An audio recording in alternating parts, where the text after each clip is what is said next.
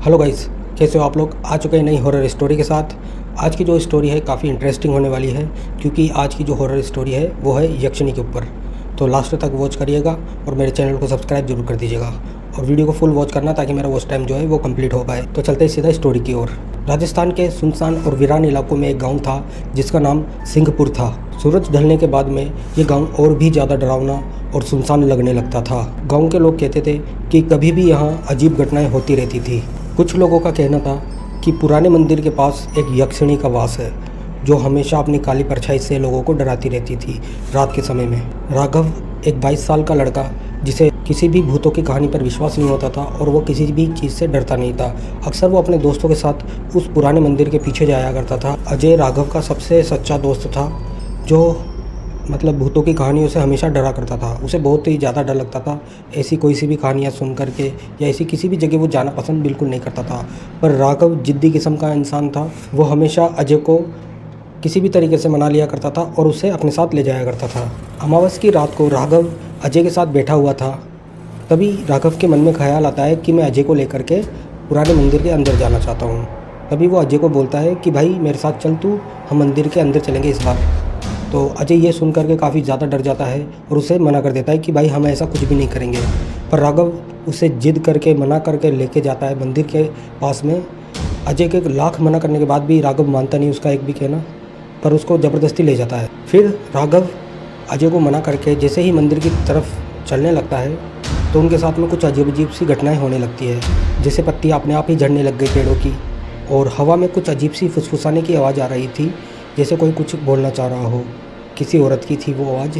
और दोनों जैसे ही मंदिर के पास पहुंचते हैं, दरवाजे के पास, तो दरवाज़ा अपने आप धीरे से खुलता है। जबकि दरवाजे को कोई भी नहीं खोल रहा था, वो दरवाज़ा अपने आप ही खुल रहा था।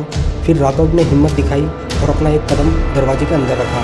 तभी अजय डर जाता है और राघव से पूछता है कि भाई तू क्या सच में अंदर जाना चाहता है। फिर राघव अजय की तरफ देखता है और बोलता है कि हाँ मैं अंदर जाना चाहता हूँ, तू मेरे साथ चल।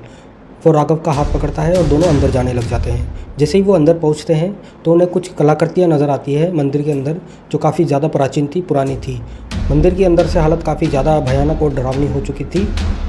धूल, मिट्टी, मकड़ी के जाले, ये सब वहाँ पर नज़र आ रहे थे। तभी एक ठंडी हवा की लहर आती है और उस लहर में अजीब सी फुसफुसाने की आवाज़ आ रही थी। उस हवा के अंदर एक अजीबोगरीब गंध भी आ रही थी। तभी दोनों के कान में एक अजीब सी आवाज़ आती है फुसफुसाने की कि तुम क्यों आए हो यहाँ। तभी राघव और अजय डर जाते हैं और एक दूसरे की शक्ल देखने लग जाते हैं। तभी मंदिर के एक कोने में एक सफ़ेद साड़ी में यक्षिणी दिखाई पड़ती है उन दोनों को। यक्षिणी की आंखें बिल्कुल लाल थी और वो ज़ोर ज़ोर से हंस रही थी। उसकी हंसी पूरे मंदिर के अंदर गूंज रही थी। फिर राघव ने हिम्मत करके पूछा यक्षिणी से कि तुम कौन हो। तभी यक्षिणी धीरे से बोलती है, मैं इस मंदिर की रक्षक हूँ। जो मेरी शांति भंग करेगा मैं उसकी आत्मा अपने साथ ले जाऊंगी। तभी अजय डर के मारे पीछे हटने लगता है और राघव को बोलता है कि भाई जल्दी चल यहाँ से। और जैसे ही अजय पीछे की ओर देखता है तो पूरा रास्ता ही बदल जाता है, मानो किसी ने उन्हें फंसाने के लिए जाल फैलाया हो। तभी राघव और अजय की सांसें तेज होने लगी और मंदिर की जो दीवारें थी उनमें से काली परछाइयाँ बाहर आने लगी और ज़ोर ज़ोर से चीखों की आवाज़ आ रही थी। राघव और अजय ने देखा कि मंदिर के रास्ते अपने आप बदल रहे थे। हर कदम के साथ एक डर का माहौल बनता हुआ जा रहा था। उन्हें ऐसा फील हो रहा था कि जैसे मंदिर हमारा पीछा कर रहा हो। तभी अचानक से यक्षिणी उन दोनों के सामने आ जाती है और लाल आंखों से उन्हें घूर रही होती है। अजय डर के मारे बोलता है कि भाई मुझे ये कहीं से भी इंसान नहीं लग रही, हमें यहाँ से भागना चाहिए। तभी वो दोनों बहुत ही तेज़ी से भागते हैं वहाँ से। जैसे ही वो दोनों भाग रहे होते हैं तभी राघव रुक जाता है और अजय से कहता है कि भाई हमें इस मंदिर का रहस्य जानना ही होगा। अजय डर के मारे बोलता है, तू पागल हो गया क्या भाई, ये क्या कर रहा है, हमें यहाँ से निकलना होगा, हम जिंदा रहेंगे तभी तो लोगों को बताएंगे कि यहाँ के बारे में क्या सच्चाई है। राघव मानता ही नहीं, हमेशा की जैसे उसके सामने जिद करने लग जाता है। जैसे ही वो दोनों फिर से अंदर जाने लगते हैं तभी दीवारों में से हाथ बाहर आने लगते हैं और अजय डर के मारे बोलता है कि भाई ये हाथ असली है बिल्कुल, और ये हमें पकड़ने वाले हैं।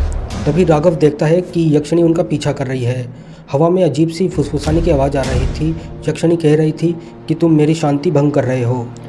दोनों दोस्त भागते भागते मंदिर के एक पुराने कमरे में पहुंच जाते हैं, जहां उन्हें एक प्राचीन किताब मिलती है। तभी राघव किताब उठा करके देखता है, उसके ऊपर लिखा हुआ था जो भी यक्षिणी को शांत करने का उपाय ढूंढेगा वही जिंदा बच पाएगा। तभी राघव किताब खोल करके देखता है, उसमें लिखा हुआ था कि यक्षिणी से बचने का उपाय यह है उसे सच्चाई और हिम्मत से चुनौती देना। राघव अजय से कहता है कि हमें डरना नहीं है, अगर हम डरेंगे तो यक्षिणी हमें और ज़्यादा डराएगी और हमें मार देगी। वैसे ही उन दोनों ने हिम्मत दिखाई, यक्षिणी का गुस्सा और भी ज़्यादा बढ़ गया, वो और भी ज़्यादा डरावनी हो गई। तभी राघव जोर से चीखता है और बोलता है, मैं हिम्मत के साथ तुम्हें चुनौती देता हूँ, अगर तुम सच में लोगों को डराती हो तो हिम्मत है तो मुझे डरा करके दिखाओ। तभी अजय राघव से बोलता है कि भाई हमें नहीं लगता कि आज हम दोनों बच पाएंगे। तभी राघव को गुस्सा आता है और वो किताब खोलता है और ज़ोर ज़ोर से मंत्र पढ़ने लग जाता है। राघव ने जैसे ही मंत्र पढ़ना शुरू किया वैसे ही धीरे धीरे यक्षिणी की परछाई ठंडी हवा में बदलती चली गई। उसकी लाल आंखें फीकी पड़ने लगी और वो धीरे धीरे गायब होने लगी। तभी अजय देखता है कि मंदिर का रास्ता भी साफ होने लगा था। राघव देखता है कि यक्षिणी अब बिल्कुल गायब हो चुकी है और अजय उससे कहता है कि भाई मंदिर का रास्ता बिल्कुल खुल चुका है। दोनों दोस्त मिलकर बाहर आते हैं। बाहर हल्की सी धूप थी, सुबह हो चुकी थी, लेकिन फिर भी दोनों को बाहर एक अजीब सी गंध आ रही थी। महसूस हो रहा था उनको कि यक्षिणी अभी भी यहीं है, काफ़ी दूर से हमें देख रही है। और फिर दोनों दोस्त वहाँ से निकल जाते हैं और अपने गांव में आते हैं। गांव में आने के बाद में सब लोगों को अपनी कहानी बताते हैं कि उनके साथ रात में क्या क्या घटना घटित हुई और कैसी लगी आपको स्टोरी। कमेंट बॉक्स में ज़रूर बताइएगा और वीडियो को लाइक कर दीजिएगा और वीडियो को लाइक ज़रूर कर दीजिएगा ताकि हमें रीच अच्छी मिलती है यार, आगे लोग देखें। और अगर हाइप का बटन आ रहा हो नीचे तो हाइप कर देना यार प्लीज़। फ्रेंड्स मिलेंगे तो मेरी थोड़ी वीडियो वायरल होगी तो वो इस टाइम कवर हो पाएगा। तो ठीक है, मिलते हैं नेक्स्ट वीडियो में।